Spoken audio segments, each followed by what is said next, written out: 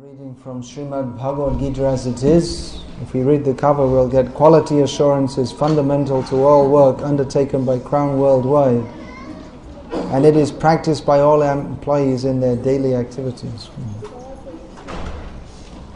I think it's better to have something else covering Bhagavad Gita as it is. Actually, this is typical. Krishna consciousness is covered by non-Krishna kata, Krishnetara kata. We are covered by Gramya kata, talk of things not in relationship with Krishna. Everything is in relationship with Krishna, but we conceive of things as different from Krishna. That is our disease. Ritirtam yat pratiyeta na pratiyeta chatmani tad vidyat atmano mayam yatha bhasha yatha tamaha. Conceiving of anything separate from Krishna, that is Maya. It is like it may seem to be real, or it may seem to have some substance, but it is no more significant than a reflection seen in the darkness. Some light is there. People like to quote Shakespeare. So many things Shakespeare said. They have some meaning is there. A rose would smell as sweet by any other name. You heard that saying before? That's a saying from Shakespeare. Then many sayings from Shakespeare are proverbs in the English language. So it's a pertinent observation. A rose would smell as sweet by any other name. In Hindi it's called gola or gula. So whether you call a rose rose or gulab, the smell is the same. I'm getting attacked here.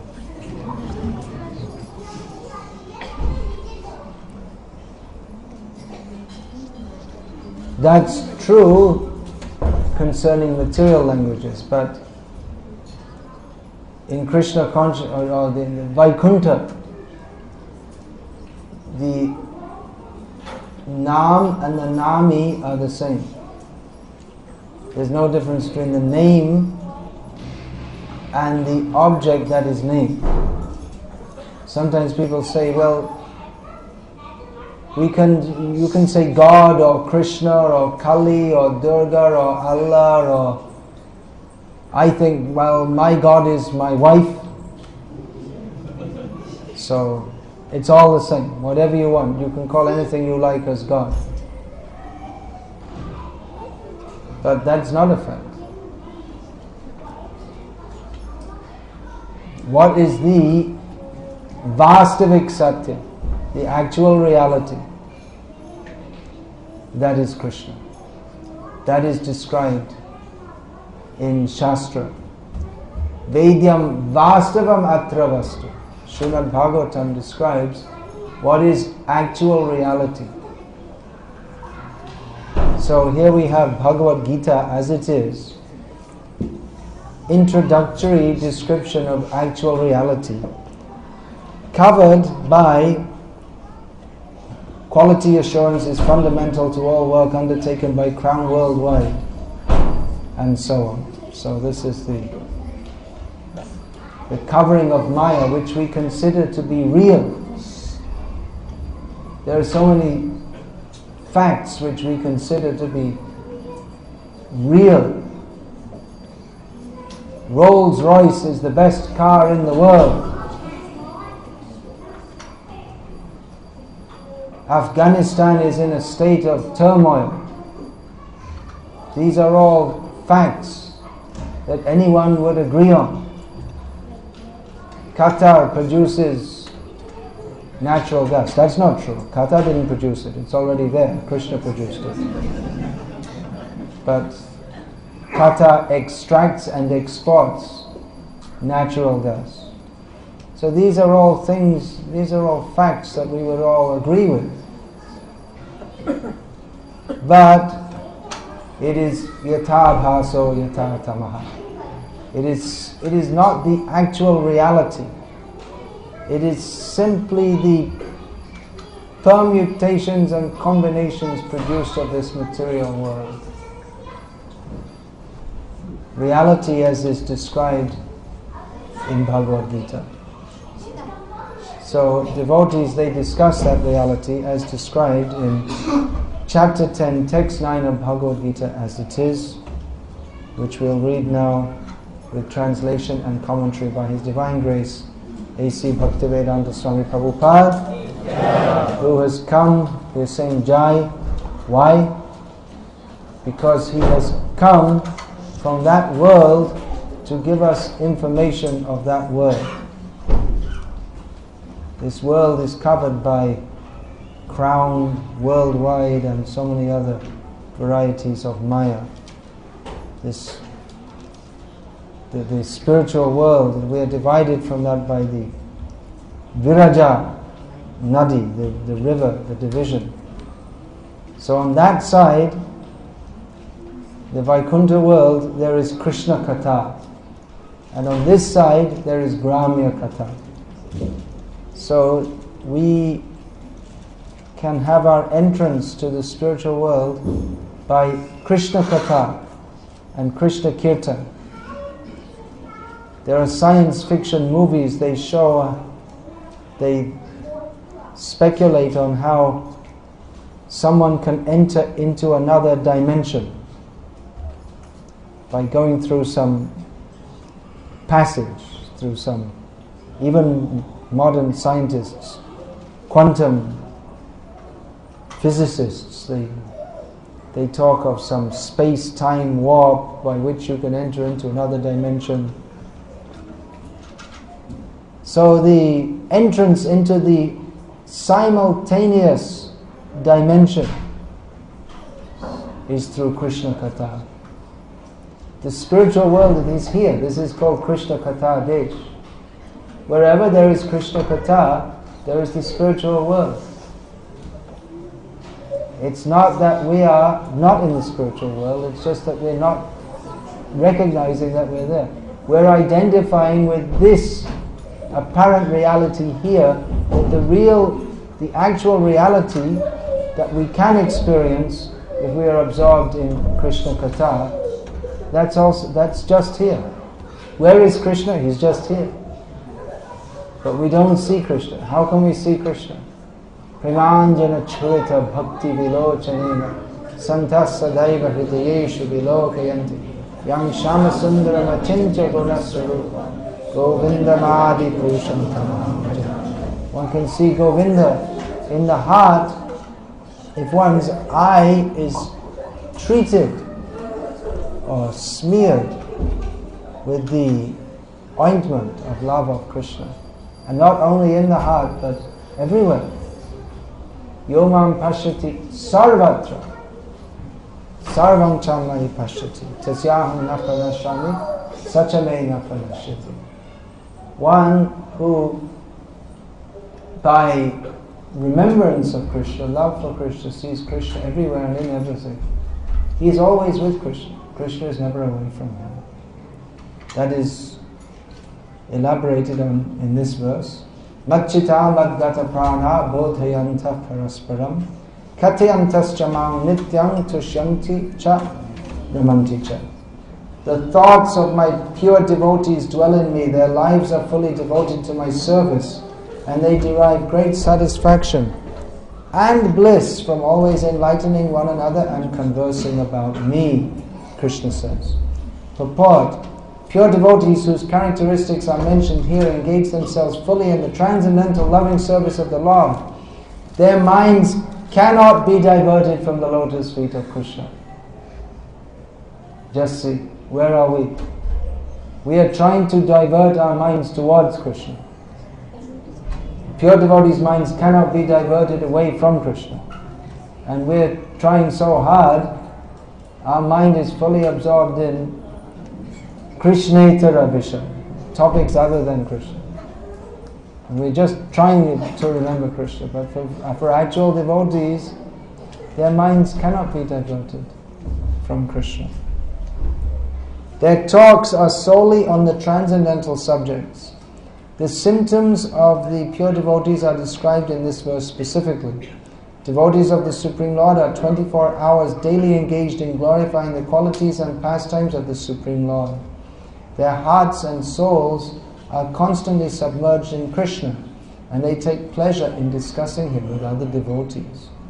In the preliminary stage of devotional service, they relish the transcendental pleasure from the service itself, and in the mature stage, they are actually situated in love of God.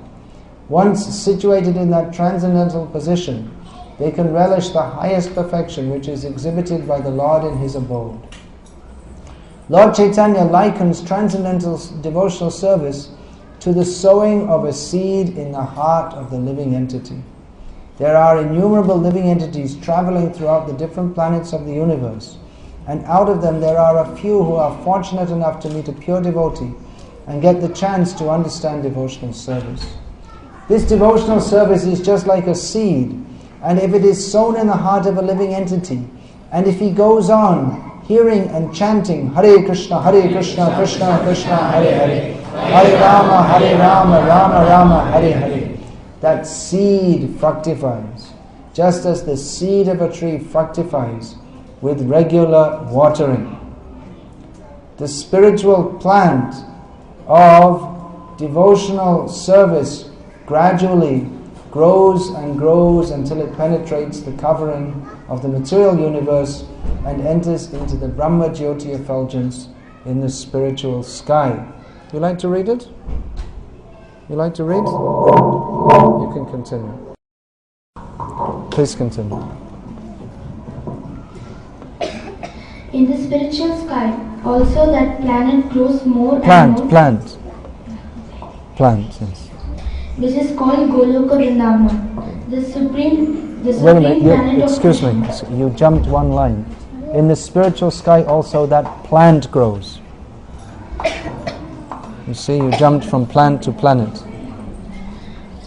In the spiritual sky also that plant grows more and more until it reaches the highest planet, which is called Goloka Vrindavana, the supreme planet of Krishna. Ultimately, the plant takes shelter under the lotus feet of Krishna and rests there. Gradually, as the plant grows fruits and flowers, the plant of devotional service also produces fruits, and the watering process in the form of chanting and hearing goes on. The plant of devotional service is fully described in the Chaitanya Charitamrita. It is explained that when the complete plant takes shelter under the lotus feet of the Supreme Lord, one becomes fully absorbed in love of God. Then he cannot live even for a moment without being in contact with the Supreme Lord. Just as a fish cannot live without water, in such a state, the devotee actually attains the transcendental qualities in contact with the Supreme Lord. The Srimad Bhagavatam is also full of such narrations about the relationship between the Lord and His devotees. Therefore, the Srimad Bhagavatam is very dear to the devotees. As stated in the Bhagavatam itself, Srimad Bhagavatam Puranam Amalam Yad Vaishnavam Priyam.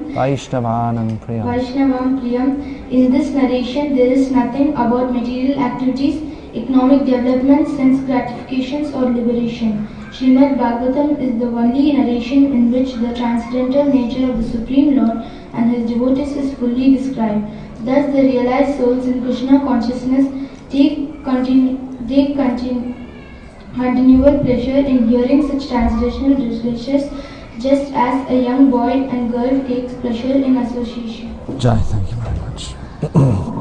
Madhita madhata prana bodhiyantas praspram katiyantas chamang nityang tushyanti charamanti cha. Pure devotees always discuss Krishna, always discussing. Pure devotees don't live in the material world, they live always with Krishna. We are advised to live in Vrindavan, not to live anywhere else but Vrindavan. But then we see that we see in Vrindavan, we can see many people who are living there and if we simply see, we'll see that many people living in Mathura district, their general behavior is lower than that of what might consider the normal or civilized human being. There is at least one murder case a day registered in Mathura district. All kinds of horrible things, which are many very bad things actually, which are not fit to be spoken in a public assembly. Some very bad things. Our devotees who live there, they know that. So we find there are many people, they come, they're shopkeepers, and they're living there, and they're very happy that devotees are coming from all over the world, but not for the right reason. They should be happy that devotees are coming all over the world to worship Krishna, but they're happy because they're coming because their business increases. And they'll pull out, they say, oh, who are you initiated by? Oh, he also comes to my shop, and they'll pull out a photo. And the innocent devotees believe that this man's actually showing the photo of their guru because he likes their guru, but actually it's just a trick to win their confidence and win their money. So who's a Brajvasi? We find that great devotees like Bhaktivinoda Thakur, he was only in Vrindavan for a short time. Actually he wanted to go and live in Vrindavan, but he was instructed in a dream, no, you have a lot of service to do in Navadvip, which is non-different from Vrindavan. So he only went there, it seems, once. And at that time, as a government officer, he was able to check the activities of various dacoits who would plunder visiting pilgrims. So Bhaktivinoda Thakur, was he a Vrajvasi? Doesn't seem like it. He built a house in Calcutta, not in Vrindavan. And he built another house in Godrumadvip, Navarid Dham. So why did he build a house in Calcutta? His building a house is not for sense gratification. We build a house, we try to make it very nice, or we like. Nowadays people don't build, they just buy something which someone else has designed, or they rent, even more common. But they look to see, you see the advertisements, new apartment block coming up, 2-bedroom, 3-bedroom, 4-bedroom apartments, swimming pool, centrally air conditioned, all the facilities they're offering for sense gratification. But Bhaktivinoda Thakur, he didn't build a house for sense gratification. Even he built in Calcutta. He was overseeing the Hare Krishna. Is that Gita? Please don't put it on the floor. He was building a house, and he used to oversee the construction. He'd be overseeing the construction. Now everyone's looking at the child. We have important things to speak, but a little disturbance and everyone, their mind will go away from Krishna QATAR. If someone walks in the room and walks to the other side, everyone will look. There's nothing to see, just someone crossing the room. But it's very difficult for us to have any attention on Krishna QATAR. Not only here, everywhere. Then we find also some people at the time of class, they become extremely interested in their fingernails. They start playing with them. Somehow or other we have to have some... I can also do some acting to try to get your attention, but it's better if we just try to listen, because we're talking... I'm talking for my purification. I can also get more inspiration if we all concentrate. So Bhaktivinoda Thakur, as he was building his house, Bhakti Bhavan, yes, he was overseeing the construction with Japamala in hand and chanting and overseeing. And some people, seeing his enthusiasm in getting the building built, they sardonically remarked that better than Kedarnath Datta, as he was known, better than him being in the Justice Department, he was a magistrate of the government, he could be transferred to the Public Works Department. In other words, the construction department of the government. They were unnecessarily criticizing him. But Bhaktivinoda Thakur, he said that I'm very enthusiastic to construct this house because this is a place where Vaishnavas will be served. He didn't see it as a place for his own sense gratification, but he saw it as a place from which Krishna Bhakti could be practiced and preached, and Vaishnavas could be served. So Bhaktivinoda Thakur, it appeared that he lived in Calcutta, which, when we think of holy places in the world, we think maybe of Makkah, Medina, Jerusalem. In France there's Lourdes, is a holy place of the Catholic religion. Then we think of Badrinath, Kedarnath, Rameshwaram, Puri, Dwaraka, all these places. But when we think of Calcutta, we don't think this is a very holy place. When we think of Calcutta, what do we think of? Well, if we're not from Calcutta, then we probably think of dirt and poverty and overcrowding and heat and maybe rasgullas, something. Howrah Bridge, Howrah Station, beggars.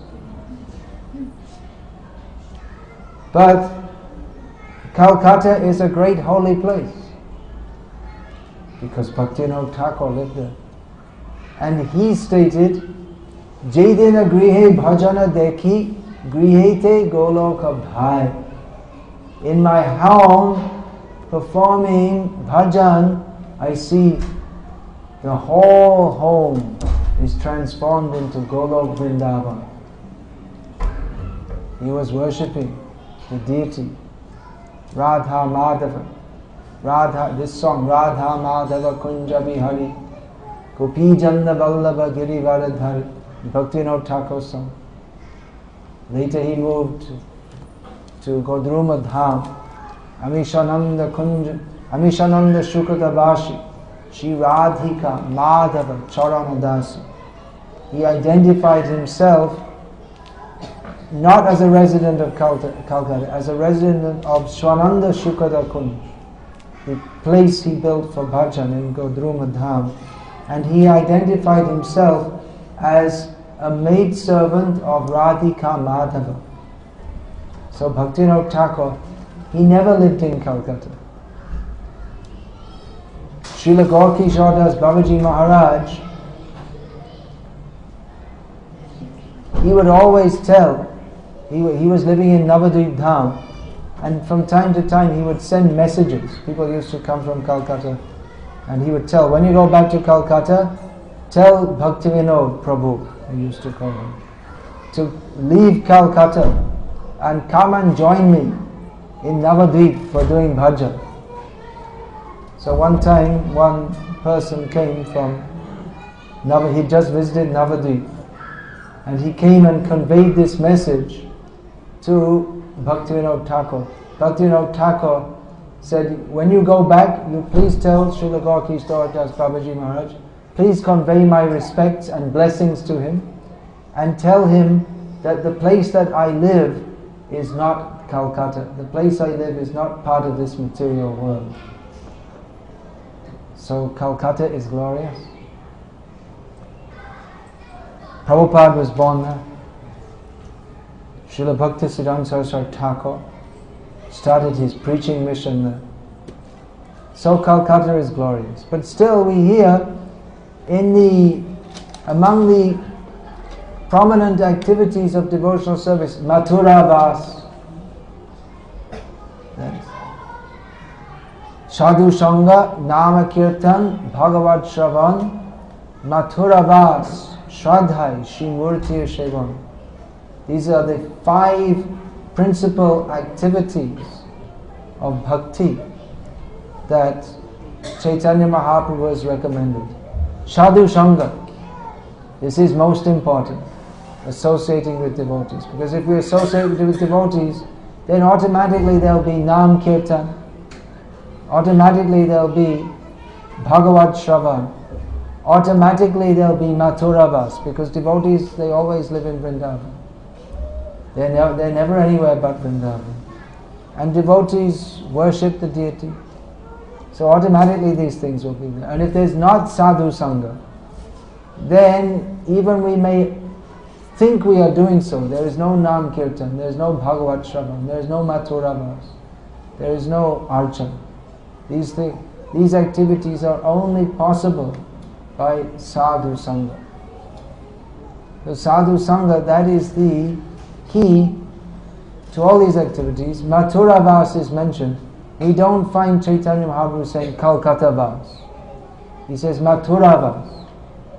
So why glorify Calcutta? Calcutta is, just this is being given as an example, that Calcutta, Mathura has appeared in Calcutta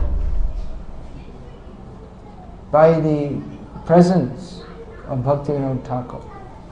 Wherever he goes, Vrindavan Dham must be there. Whereas it's possible that one may attempt to physically place his body in Vrindavan, but by his consciousness he's living in hell. That is also possible.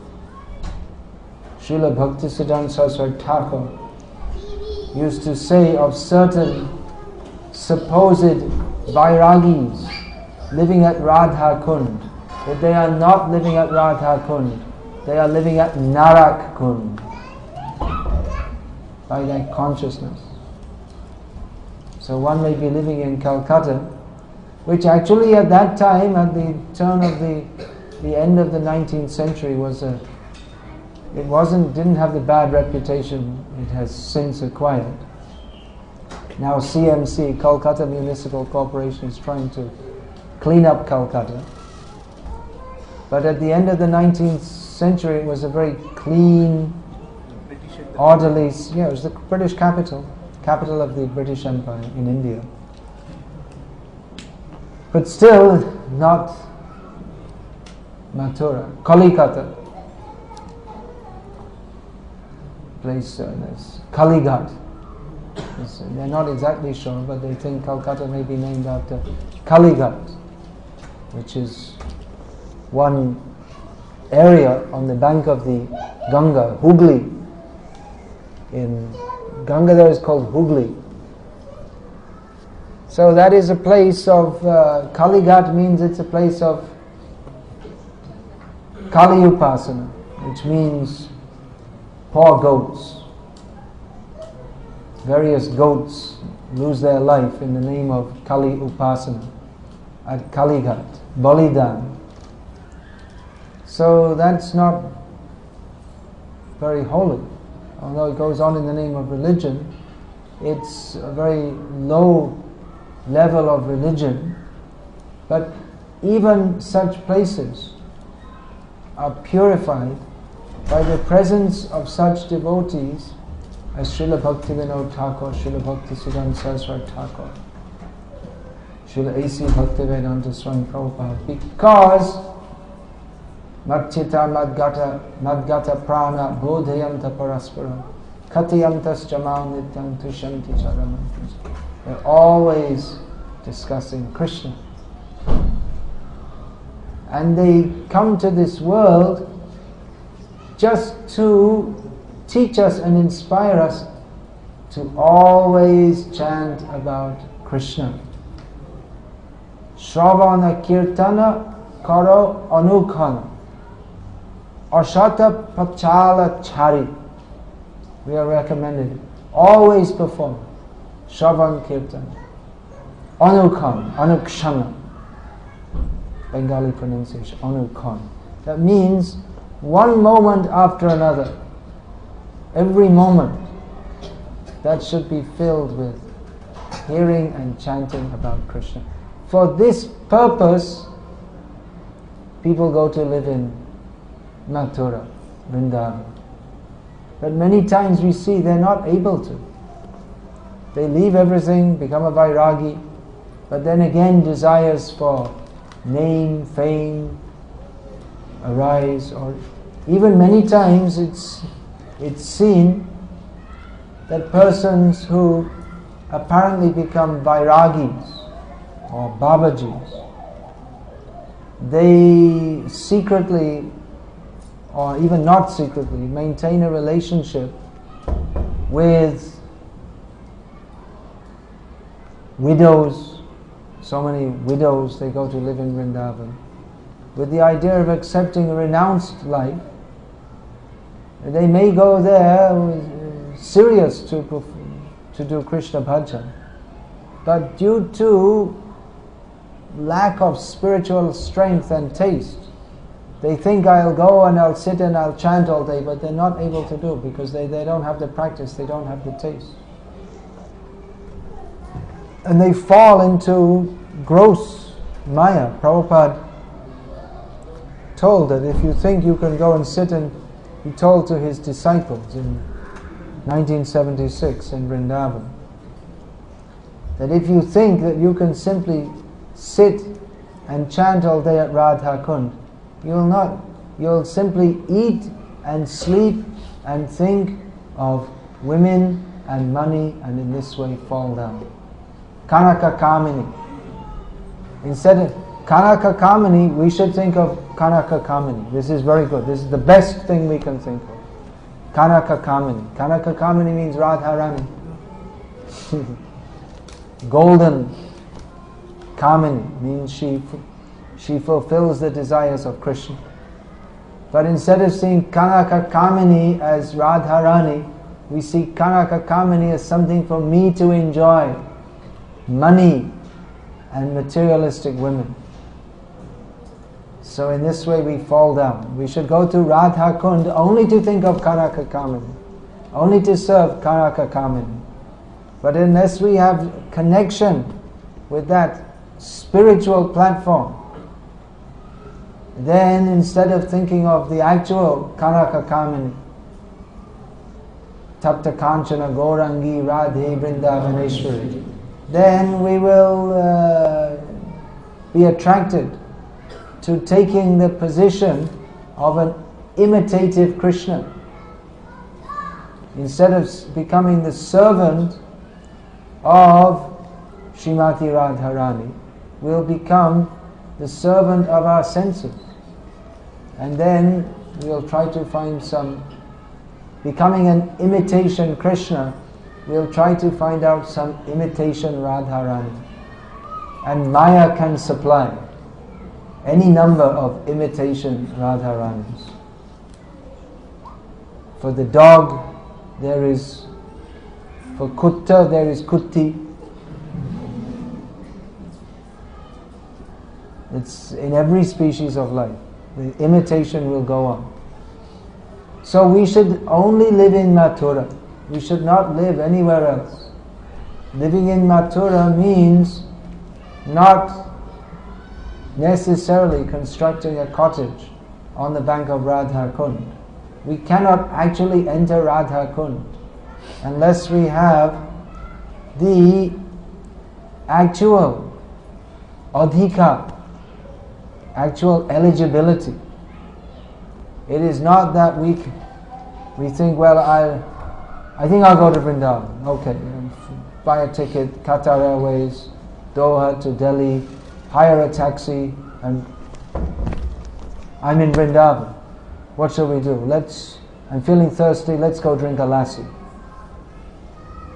So this way is not the entrance to Vrindavan. Or if we think that by doing great tapasya, I shall enter Vrindavan. We can enter Vrindavan by the system that is given. System means how to get the mercy by which we'll be allowed into Vrindavan. That I wanted to discuss. That song is there. In one brief song, or short song, Narottam Das Thakur has summarized the whole process of entering Vrindavan. Narottam Das Thakur, he himself, he ran away as a young boy. He was the son of a king. A king in those days, many of them were big landowners.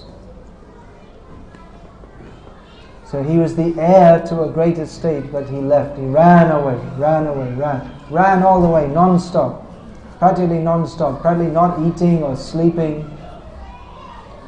He ran from Bengal on the bank of the Padma river. He ran. Then Padma goes to Ganga, going west. He goes from Padma river to Ganga, and then Ganga meets Yamuna. So along the bank of the Padma, Ganga, Yamuna, and eventually reached Vrindavan. And studied there.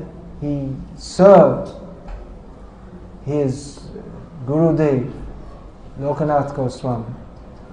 And Lokanath Goswami didn't want to accept any disciples. But he practically, by his intense service to Srila Lokanath Goswami, he practically forced that you Toma bina kaya chayama. He prayed to Radha Krishna. He saw the path to Radha Krishna through Lokanath Goswami, who accepted him as his only disciple. Kabi Lokanath mora shange loya jabe. Shirupa pada padme more shamarpibe. His desire was that he will be offered in the service of Rupa Goswami, Rupa Manjari, only through Lokanath Goswami. He saw that. I have to make my connection here.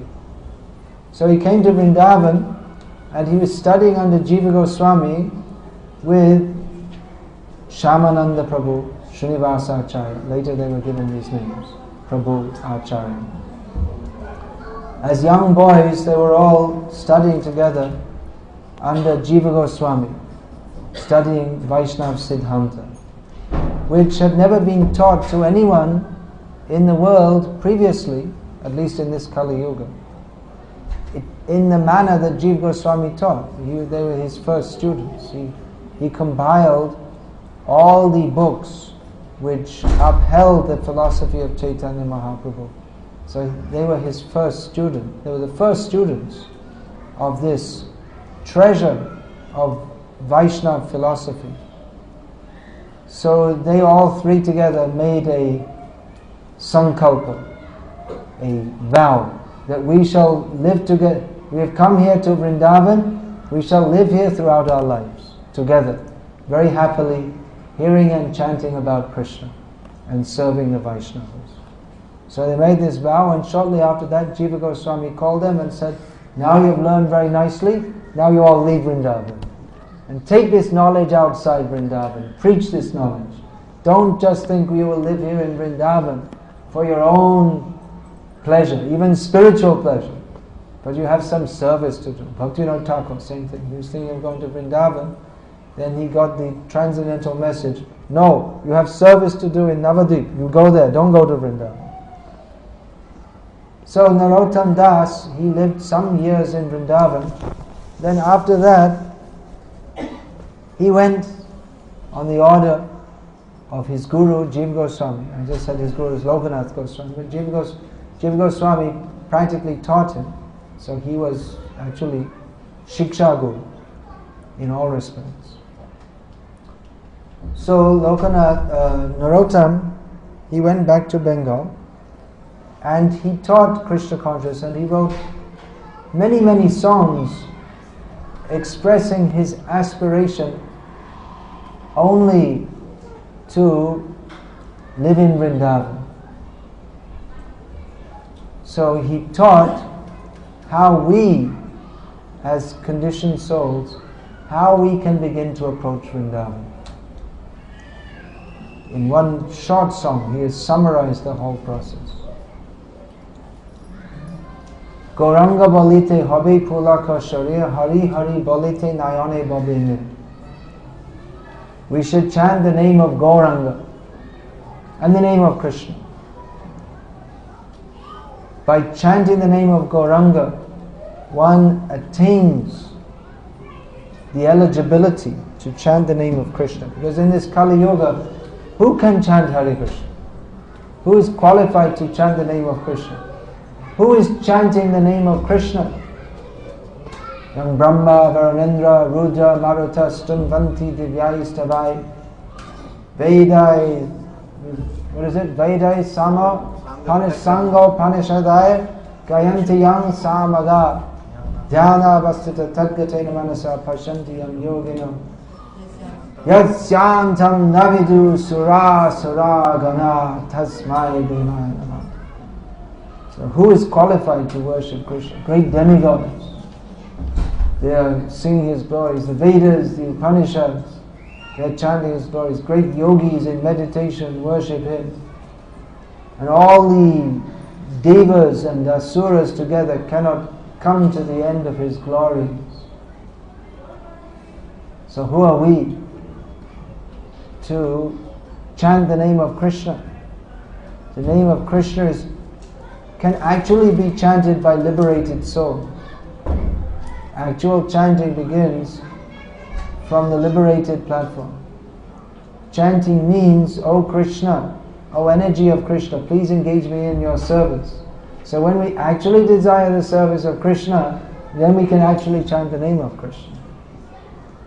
So our ineligibility or anadhika is made up by the mercy of Chaitanya Mahaprabhu, who by chanting His name, Sri Krishna Chaitanya Prabhu Nityananda Shri Advaita Gadadhar Shiva Sadi Gaur Bhaktavinda, by chanting the names of Gaur, Gauranga and his associates, one attains not exactly eligibility but the mercy by which, even being unqualified, we can begin to chant the name of Krishna.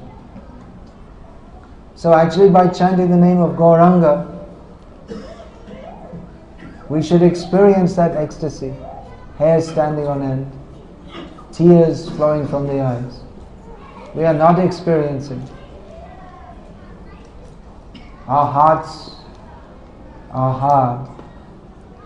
But by chanting, actually the result of chanting is that the heart should become soft with love of Krishna. So what is the difference between a hard heart and a soft heart? Hard heart means that we are nourishing desires for sense gratification. The heart becomes hardened. That means we don't want to serve Krishna because we have desires for sense gratification. This is addressed by Narottam Das. Ar kobe nitai chande karuna hoibe samsara bashana mo kobe tuchha hobe. When will I get the mercy of Nityananda Prabhu? And that mercy will be manifested by desires for material sense gratification becoming very insignificant. When we no longer have desires for sense gratification, that is the sign that we are getting the mercy of Nityananda Prabhu. Vishoy charya kabe shuddha hobe man. When we give up desires for sense gratification, then the mind will be pure. That is the meaning of purity. When we have no desires for sense gratification, then tabe hame haribo Shri Vrindavan. Then we can actually see Vrindavan. We cannot see Vrindavan if we have desires for sense gratification. Then instead of saying Radha Kund, Shama Kund, Giri Govardhan, Shri Shri Radha Madan Mohan, Shri Shri Radha Govinda, Shri Shri Radha Gopinath, we will see, where is the Pepsi stall?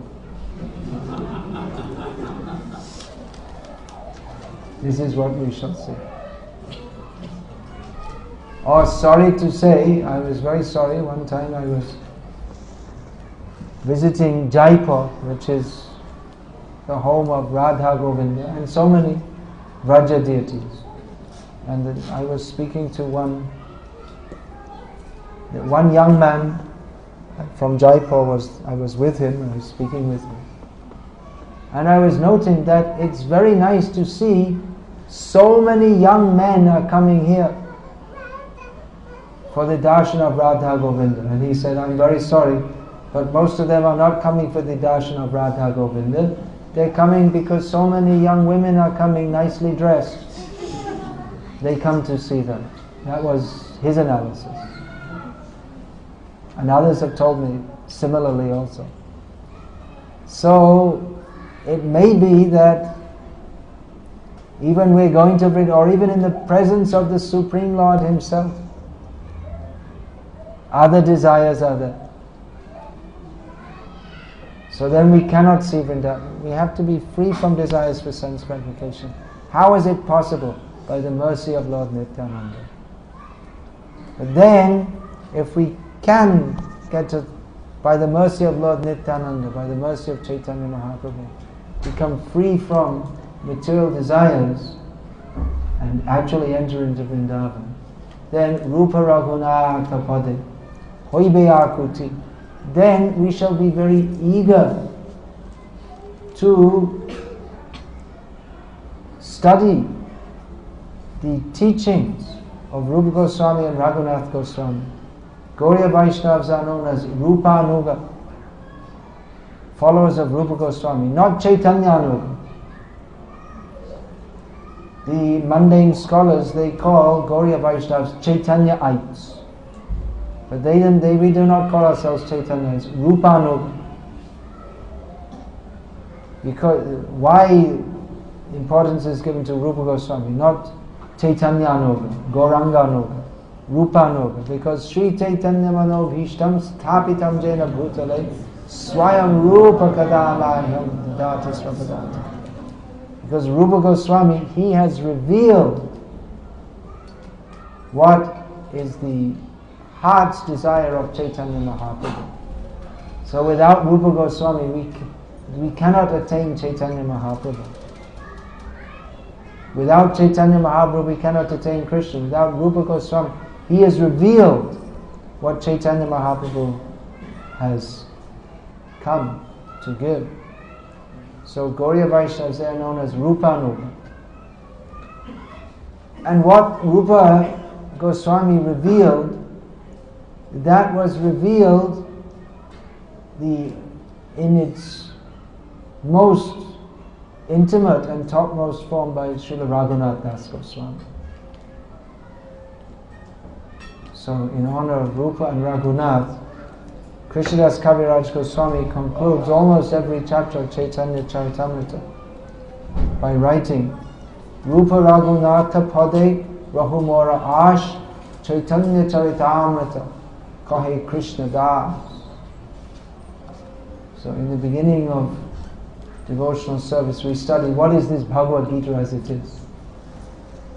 And as we become more conversant with the tenets of Chaitanya Mahaprabhu's teachings, if we actually become fortunate by the grace of the Rupanuga Acharyas, then the time will come when we become eligible to understand who are Rupa Goswami and Raghunath Das Goswami.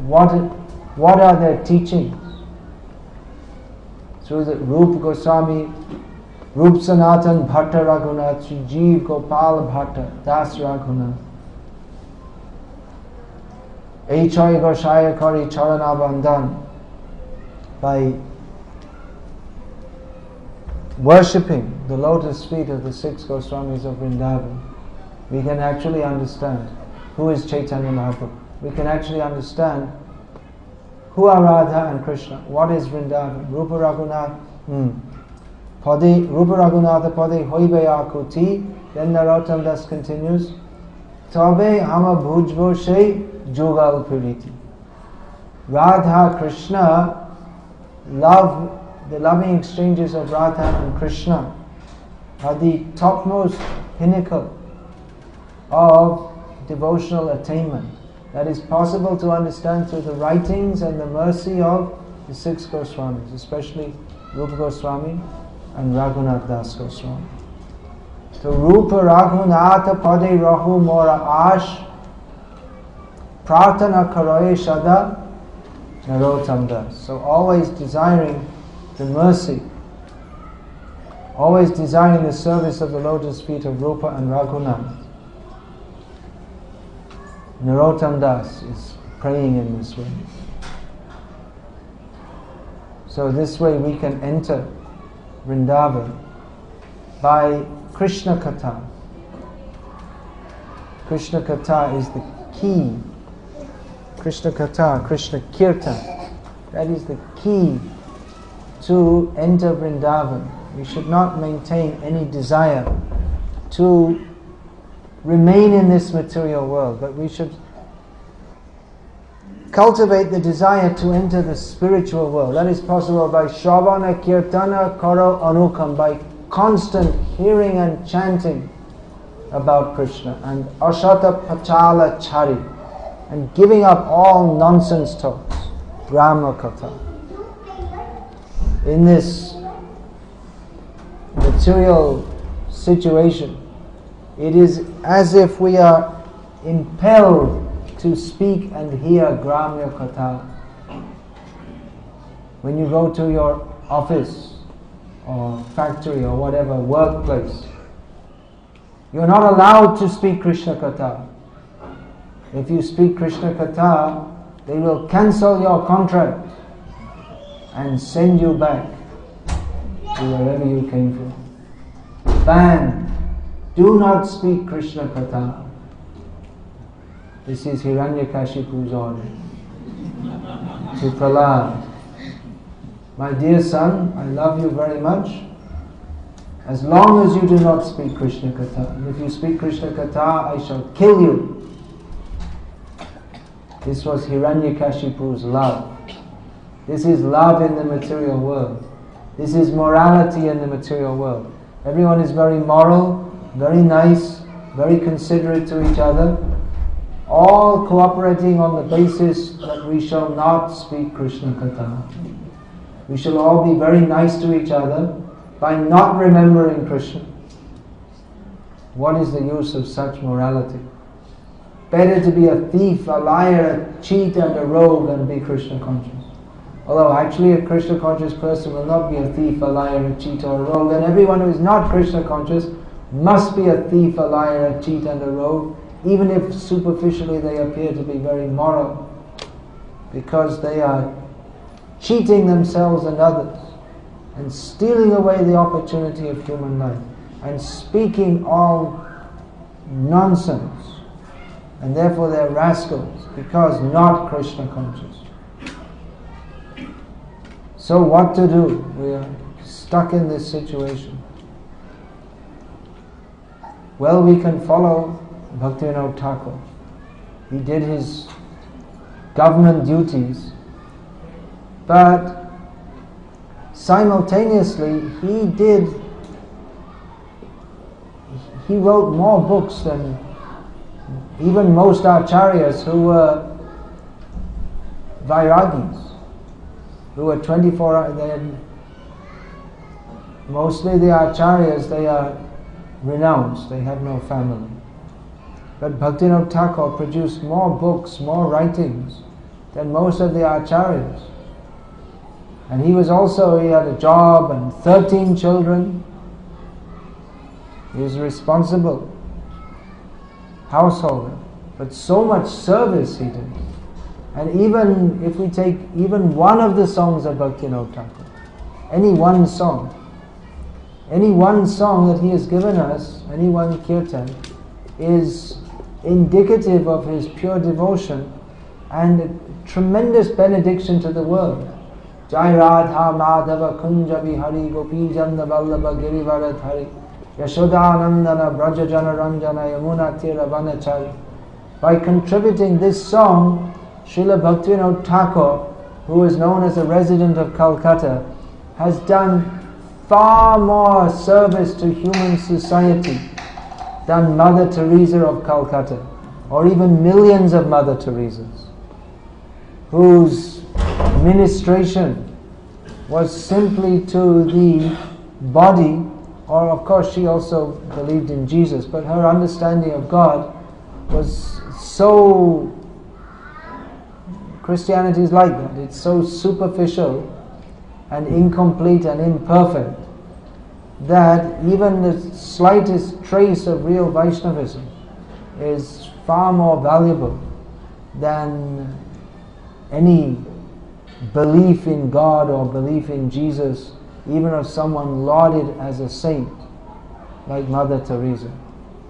So Bhaktivinoda Thakur, he didn't only write this one kirtan, but so many kirtans, so many books, so many wonderful books. And those of you who know Hindi especially, it would be relatively easy for you also to learn Bengali. Then you can read his books. Of course now they're mostly being translated, but in the original it's more valuable. You can't actually translate all these things into English. English was developed for talking nonsense and going to hell. Whereas Sanskrit and the languages based on Sanskrit, they are meant for talking to Krishna. They are meant for understanding Krishna. Krishna himself, this is Krishna's language. So you can, of course we don't have time even for reading Prabhupada's books. That is our misfortune. But we need not spend all our lives simply working, making money. We should think, if you can earn some money here, then donate for Krishna's service, save some money, retire early and go to Vrindavan. Actually go to Vrindavan, not to the Pepsi shop in Vrindavan. Actually go to Vrindavan means to live a life full of Shravan Kirtan. We should aspire for that. When can I go to Vrindavan? Or even better, go to Mayapur. That is non-different from Vrindavan. But the mercy of Chaitanya Mahaprabhu is flowing there. Vrindavan is very difficult. Little offense, you have to suffer. That's also Radharani's mercy in another way. But Chaitanya Mahaprabhu, his mercy is flowing in Mayapur. So I always think for me, it's more suitable. I don't find any eligibility for myself to enter Vrindavan. But Mayapur I feel comfortable. And here I can stay here. This is a place for fallen souls. So very good for me. So we can plan like that. Sometimes people go to astrologers. What was my previous birth? What does it matter? Whether we're a dog, frog, monkey or king. What does it matter? Rather we should think, what will be my next birth? Or rather, no more next birth. Next birth should be in the womb of a gopi in Vrindavan. That's all. Then go to Krishna. But how are we going to do that? We're not going to do that by absorbing our mind in nonsense. We have to absorb the mind in Krishna. So that we have to get the association. We have to see how are we going to live our lives in such a way that we don't become a dog, a frog, a cat, a monkey, a pig, or even Indra. By chanting Hare Krishna, you can also become Indra. But who wants to be Indra? What's the use of becoming Indra? Being Indra is no better than being a pig. It's just for sense gratification, that's all. Maybe a little bit more pious. But pure devotees, they see Vidhi Mahendradish Chakitayate, being Brahma or Indra. It's no better than being a worm in stew. What's the use? It's just another way of forgetting Krishna, that's all. Rather, Kita Janma Hau Jata Tua Das, Bahimokka Brahma Janma Nahiyaj. Rather, Bhaktivinoda Thakur again has taught us that I'd rather be a worm if I can be your devotee, Krishna. What's the use of being Brahma if you're not a devotee? So we should see.